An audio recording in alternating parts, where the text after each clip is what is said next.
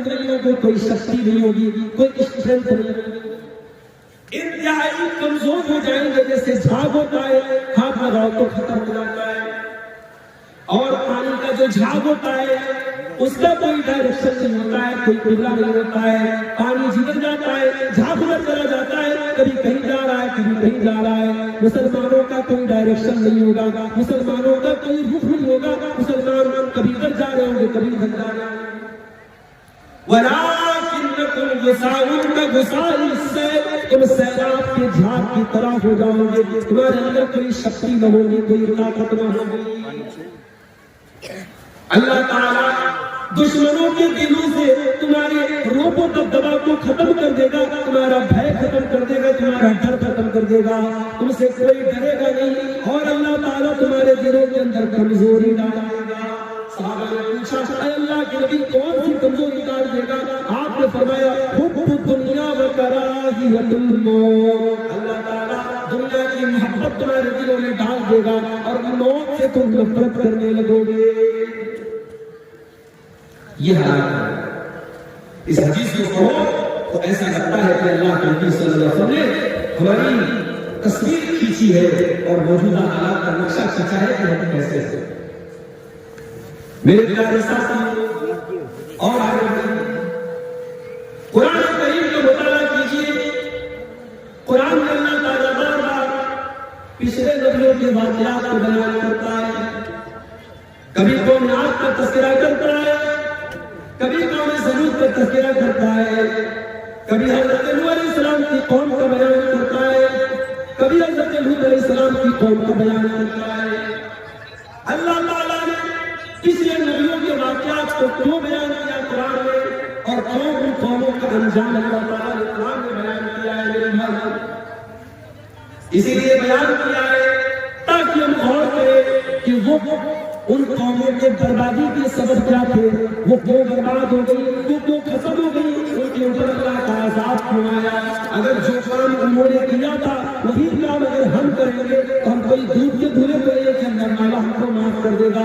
जो काम कौम आद ने किया, जो काम कौम समूद ने किया, जो काम कौम लूत ने किया, जो काम कौम नूह ने किया, अगर वो काम हम भी करेंगे तो हम पर भी अल्लाह का अज़ाब आएगा। कुरान का 20वां पारा 20वें पारे के लास्ट में अल्लाह ताला फकुल्लन अखज़ना बिज़न्बिही फमिनहुम मन खसफना बिहिल अर्द फमिनहुम मन अरसलना अलैहि हासिबा वमिनहुम मन खसफना बिहिल अर्द वमिनहुम मन अगरकना वमा कान अल्लाहु लियज़लिमहुम वलाकिन कानू अनफुसहुम यज़लिमून। ओ लोगों, हमने जितनी कौमों के ऊपर अपना अज़ाब नाज़िल किया है उनके करतूतों की वजह से किया है, उनके गुनाहों की वजह से किया है। कोई कौम ऐसी किया है कभी उन उस कौम के ऊपर आसमान से आवाज का अज़ाब आया, हासिबा, और ऐसी भी कौम आई कि आसमान से पत्थरों के ऊपर बरसाया गया। खसफना बिहिल अर्द, और ऐसी भी कौमें दुनिया में आई अल्लाह ने जमीन के अंदर उनको धंसा दिया। रखना, और ऐसी भी कौम आई जिनको अल्लाह ने डुबा डुबा करके मार दिया। अल्लाह का अज़ाब आया है, क्यों आया? उन कौमों के गुनाहों की वजह से। जब मुसलमानों ने कब्रस का किला फतह किया तो सहाबी रसूल हज़रत साद बिन अब्बास रोने लगे। सहाबा ने पूछा कि बड़ी अजीब बात है, ये तो खुशी का दिन है, ये तो विजय दिवस है, ये तो विक्ट्री डे है, ये तो खुश होने का दिन है, और आप रो रहे हैं। हज़रत साद बिन अब्बास बड़े मशहूर सहाबी, अल्लाह के नबी ने 10 सहाबा का नाम लेके उनको जन्नती कहा था। उन 10 सहाबा में हज़रत साद बिन अब्बास था। उन्होंने कहा, लोगों मुझे पता है मैं क्यों रो रहा हूं। इन कौमों के ऊपर जिनके ऊपर आज अल्लाह ने हमको गालिब किया है, हमने इनके किला को फतह किया है, इनका अंजाम ये क्यों हुआ? हाउलाई कौमुन असबुल्लाह फसल्लतना अलैहिम, इन्होंने अल्लाह की नाफरमानी की, इन्होंने अल्लाह को नाराज किया, इन्होंने पाप किया, इन्होंने गुनाह किया, तो आज अल्लाह ताला ने उनके ऊपर हमको मुसल्लत कर दिया। और अगर कल यही कमजोरी हमारे अंदर आ जाएगी तो वो दौर भी आएगा जब अल्लाह تعالیٰ ہم کو نیچے کر دے گا، ان کو اوپر کر دے گا، ہم کو مغلوب کر دے گا، ان کو غالب کر دے گا. میں اس دن کے بارے میں سوچ کر کے رو رہا ہوں. میرے بھائی، اس ملک میں ہمارا عتیق کتنا شاندار تھا، ہمارا پاسٹ کتنا خوبصورت تھا. اس ملک کی اینٹ اینٹ میں ہمارے باپ دادا کی قربانی ہے. اس ملک کے چپے چپے پر ہمارے آباء و اجداد کے خون کے نشانات ہیں. اس ملک کی تاریخ اور اتہاس ہمارے بغیر ادھورا ہے. مگر آج ہم کہاں کھڑے؟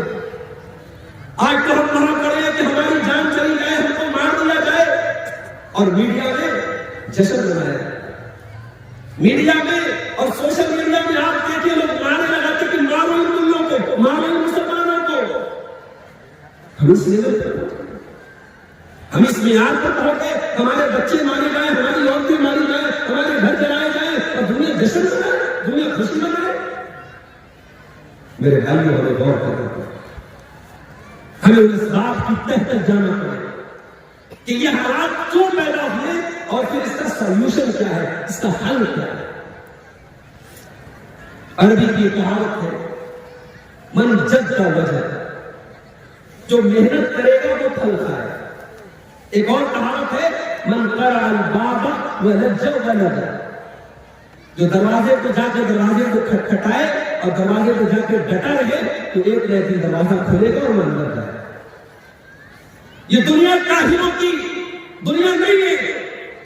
جو کاہن ہو جائے، جو کام چور ہو جائے، جو اپنے ہاتھ پیر کو توڑ کے اللہ کی مدد کا انتظار کرے، اس قوم کے ہاتھ کو کبھی کچھ نہیں آیا ہے. ہمت مردان مدد خدا. انسان جب ہمت کرتا ہے اب اللہ تبارک و تعالیٰ کی مدد آتا ہے. آپ دکان نہیں کھولے گے تو کسٹمر نہیں آئے گا، سامان نہیں ملے گا. شٹر گرا کر کے آپ اندر بیٹھے رہے کہ صاحب اللہ تعالیٰ رزاق ہے، روزی دینے والا ہے، آپ بے وقوف ٹھہرے گے، آپ کو دکان کھولنی پڑے گی. دنیا کا تو اصول یہی ہے، دنیا کا تو قاعدہ یہی ہے، آخرت کا بھی قاعدہ یہی ہے، آخرت کا بھی قانون یہی ہے، اللہ کا نظام یہی ہے. اگر آپ محنت نہیں کریں گے، آپ کوشش نہیں کریں گے، آپ اپنے آپ کو ترقی دینے کے بارے میں سوچیں گے نہیں، تو دنیا کی کوئی سرکار، کوئی گورنمنٹ، کوئی مکھی منتری، کوئی پردھان منتری آپ کو وکاس نہ کرے گا. ابھی کل میں کٹیہار کے علاقے میں تھا، مجھے وہاں کے لوگوں نے بتایا پورا علاقہ تعلیم میں اس قدر پیچھے ہے، پورے گاؤں میں کوئی ایک آدمی میٹرک پاس نہیں ہے، 12th پاس نہیں. اور ہم صاحب رونا روتے ہیں کہ صاحب ہمارے ساتھ بڑا ظلم ہو رہا ہے، سرکاری نوکریاں ہمیں نہیں مل رہی ہے، ہم جو ہے بڑے بڑے آفیسر میں ہماری کوئی گنتی نہیں ہے. اپنے محنت جو محنت کرتا ہے اسی کٹیہار کے علاقے میں کل ایک نوجوان سے ملاقات ہوئی. وہ میرے مدرسے میں، میرے مادری علمی میں جہاں میں نے تعلیم حاصل کی ہے، جامعہ سلفیہ بنارس سے لڑکے نے تعلیم حاصل کی، قرآن کا حافظ بنا، 10 سال جامعہ سلفیہ میں پڑھائی کی، دلی گیا اور جامعہ ملیہ اسلامیہ کے اندر اس نے ایڈمیشن کیا، گریجویشن کیا، پھر 1 سال اس نے ٹرانسلیشن کا کورس کیا، اور اس کے بعد کٹیہار کے ہاسپٹل میں ایک ڈاکٹر نصیر اختر صاحب ہے، ان کا ہاسپٹل ہے، انہوں نے اس لڑکے کے ٹیلنٹ کو دیکھ کر کے کہا کہ تم ہمارے ہاسپٹل کے مینیجر بن جاؤ. اس ہاسپٹل کے مینیجر بن گیا. اس کے بعد بھی اس نے پڑھائی کو نہیں چھوڑا. جب اس نے دیکھا کہ میں یہ کام کر رہا ہوں، اس نے MBA میں ایڈمیشن لیا اور آج وہ کٹیہار میں بیٹھ کر کے MBA کر رہا ہے. اور ابھی اللہ کے فضل و کرم سے وہاں بہار میں کوئی گورنمنٹ جاب بھاشا ادھیکاری کی، لینگویج آفیسر کی کوئی جاب نکلی ہے، اس میں اس لڑکے نے انرولمنٹ کیا، اس کا فارم بھرا اور اس کا سلیکشن ہو گیا. اس نے محنت کی اور اس لڑکے نے مجھ سے کہا، اس نے کہا کہ شیخ صاحب میرے بھائی، میں آج جو بھی ہوں میں کبھی کبھی محسوس کرتا ہوں اللہ نے میرے سینے میں جو قرآن رکھا ہے، اس قرآن کی برکت ہے. جس قوم کا 5 سال کا بچہ قرآن یاد کر سکتا ہے، اس قوم کا بچہ ڈاکٹر کیوں نہیں بن سکتا؟ اس قوم کا بچہ عدالت میں جج کیوں نہیں بن سکتا؟ اس قوم کا بچہ وکیل کیوں نہیں بن سکتا؟ آج کیس ہمارا رہے اور لڑنے والے غیر مسلم رہے، ہماری کمیونٹی کے پاس اچھے وکیل نہیں. میرے بھائی کو ہمیں اس چیز پر غور کرنا پڑے گا. ہمیں اپنے آپ کو طاقتور بنانا پڑے گا, مضبوط بنانا پڑے گا, اپنی کمیونٹی کے بارے میں سوچنا پڑے گا. مسلمانوں کی بستیوں میں اچھے ہاسپٹلز نہیں ہیں, مسلمانوں کی بستیوں میں اچھے اسکول نہیں ہے. اپنے بچوں کو اسٹینڈرڈ تعلیم دینے کے لیے ہم غیروں کے اداروں میں بھیجتے ہیں, تو پھر ہم کیوں چلاتے ہیں جب اتنے آزادی کے اتنے سالوں کے بعد ہم اس لیول پر نہیں پہنچے کہ ہم اچھے اسکول کھول سکیں, اچھے ادارے کھول سکیں, اچھے ہاسپٹل کھول سکیں. ہم دوسروں کے محتاج بنے ہیں, تو پھر ہم کیوں کہتے صاحب اللہ کی مدد کیوں نہیں. میرے بھائیوں, اللہ کے نبی بدر کے میدان میں 313 مسلمانوں کو لے کر کے گئے. اللہ کے نبی چاہتے اپنے گھر میں بیٹھے رہتے اور دعا کرتے اللہ سے, اللہ ہم بڑے کمزور ہیں, ہم پر دشمن حملہ کرنے والا ہے, تو ہماری مدد فرما. نہیں, نبی اکرم صلی اللہ علیہ وسلم بدر کے میدان میں جاتے ہیں, 313 صحابہ آپ کے ساتھ ہیں, اور اگلے دن 17 رمضان کی تاریخ ہے, بدر کی لڑائی ہونے والی ہے.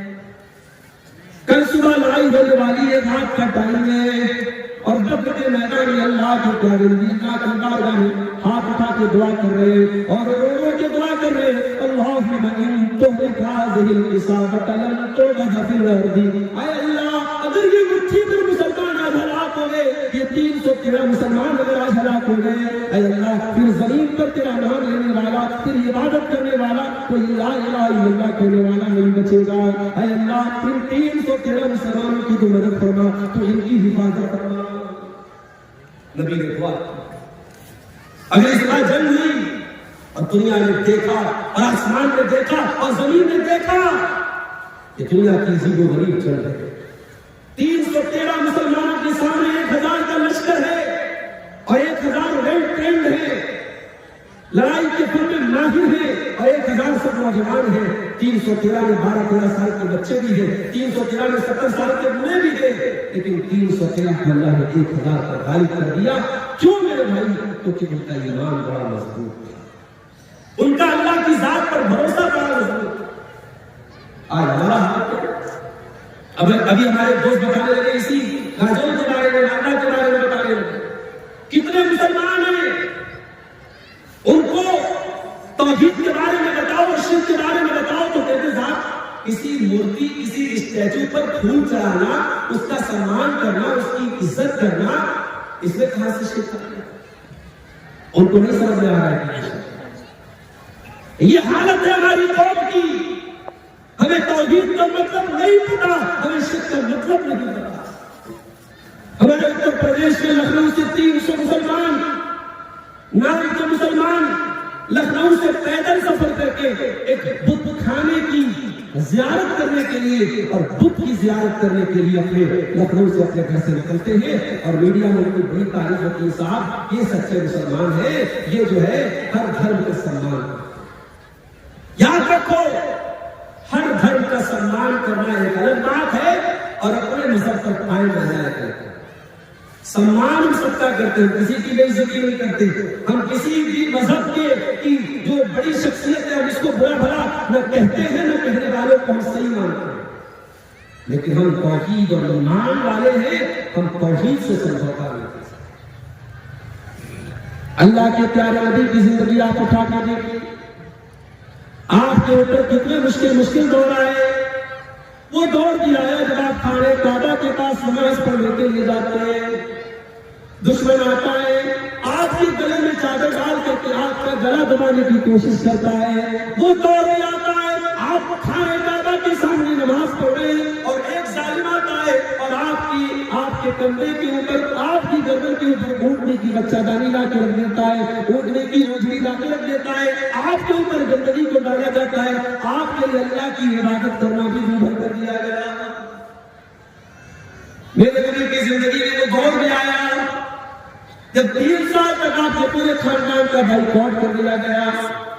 3 سال تک پورے مکہ میں اناج آتا ہے، لیکن محمد رسول اللہ کے خاندان والوں کو اناج کا ایک دانہ بھی نہیں دیا جاتا ہے۔ پتے چبا چبا کے محمد رسول اللہ نے اور آپ کے خاندان والوں نے دن کاٹے تھے میرے بھائی۔ 3 سال کا عرصہ نے کاٹا تھا، اور سیرت نگاہ لکھتے اور علماء لکھتے تو انہیں 3 سالوں میں اللہ کے نبی کی صحت بہت گر گئی، اور آپ کے چچا ابو طالب اسی میں بیمار ہو کر کے انتقال آ گئے۔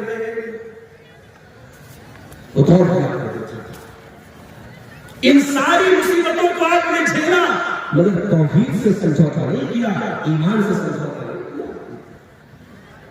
مکہ والے آپ کے پاس آتے، اے محمد صلی اللہ علیہ وسلم، ہم آپ کے لیے آفر لے کے آئے، چلو ایک کام کرو، ایک دن ہم اللہ کی عبادت کریں گے اور کسی بت کے آگے ہم سر نہیں جھکائیں گے، اور ایک دن ہمارے معبودوں کے آگے سر جھکا لیجیے، ایک دن آپ والی ہم کر لیں، ایک دن ہماری والی آپ کر لیں، سمجھوتا کر لیتے، کمپرومائز کر لیتے۔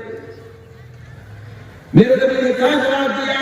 قل یا ایھا الکافرون لا اعبد ما تعبدون ولا انتم عابدون ما اعبد ولا انا عابد ما عبدتم ولا انتم عابدون ما اعبد لکم دینکم ولی دین۔ اے کافروں، اے اللہ کا انکار کرنے والوں، اے میری رسالت کا انکار کرنے والوں، جس کی عبادت تم کرتے ہو اس کی عبادت میں نہیں کر سکتا، اور جس کی عبادت میں کرتا ہوں اس کی عبادت جب تک تم شرک کرو اس کی عبادت نہیں کر سکتے۔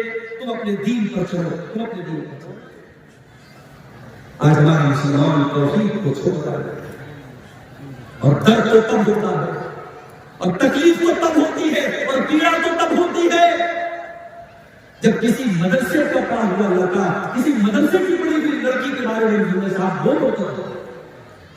اب اس طرح کے ہمارے یوپی کے بریلی سے نہیں جائے، مدرسے میں 8 سال پڑھنے والی لڑکی مرتب ہو گئی۔ بہار کے ارریہ سے ایک نیوز آئی،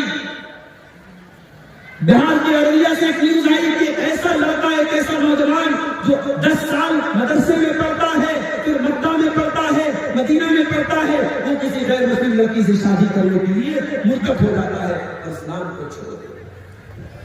ہمارا ایمان اتنا حقیقی ہو، ہمارا دین اتنا سستا ہو گیا، ہمارا دین اتنا ہلکا ہو گیا، کسی نے آئی لو یو بول دیا، کسی نے محبت کا اقرار کر لیا، کسی نے فیس بک پر دوڑے ڈال دیے، اور ہماری بہن بھٹک گئی، ہماری بیٹیاں بھٹک گئی، ہمارے لڑکے بھٹک گئے۔ اتنا کمزور تو ہمارا ایمان نہیں تھا، ہماری تاریخ اور ہمارا اتہاس اتنا کمزور تو نہیں تھا۔ ہم نے تو تاریخ میں بلال کو دیکھا، بلال ہینڈسم نہیں ہے، بلال بہت خوبصورت نہیں ہے، گورا چٹا نہیں ہے، بلال کالے ہیں، بلال حبشہ کے رہنے والے ہیں، کالے کلوٹے ہیں بلال۔ بلال کو ان کا مالک کچی ہوئی ریت پر لٹا دیتا ہے، اور بلال کے سینے پر گرم پتھر رکھا جاتا ہے، اور بلال سے کہا جاتا ہے بلال تو محمد کا دین چھوڑ دے، تو اسلام چھوڑ دے، تو ایمان چھوڑ دے۔ بلال کے منہ سے آواز بڑی مشکل سے نکلتی ہے، بلال گرم پتھر کے نیچے دبے ہیں، بلال کی پیٹھ کی چربی پگھل رہی ہے، مگر بلال اس مان سے ہلکی سی آواز آتی ہے، بلال کہتے ہیں احد احد احد، میرا پروردگار ایک ہے، میرا رب ایک ہے، میرا اللہ ایک ہے۔ یہ سر جھکے گا تو اسے اللہ کے آگے جھکے گا، یہ پیشانی جھکے گی تو اسے اللہ کے آگے۔ میرے بھائیوں، یہ ہماری تاریخ تھی۔ میری ماں اور بہنوں، کبھی موقع ملے فیس بک کی نیوز دیکھنے سے اور انسٹاگرام کے اور جو ہے فیس بک کے ویڈیو اور شارٹس دیکھنے سے اگر فرصت ملے تو کبھی اپنے نبی کی صحابیات کی زندگی اٹھا کے دیکھو، انہوں نے کیسی زندگی گزاری۔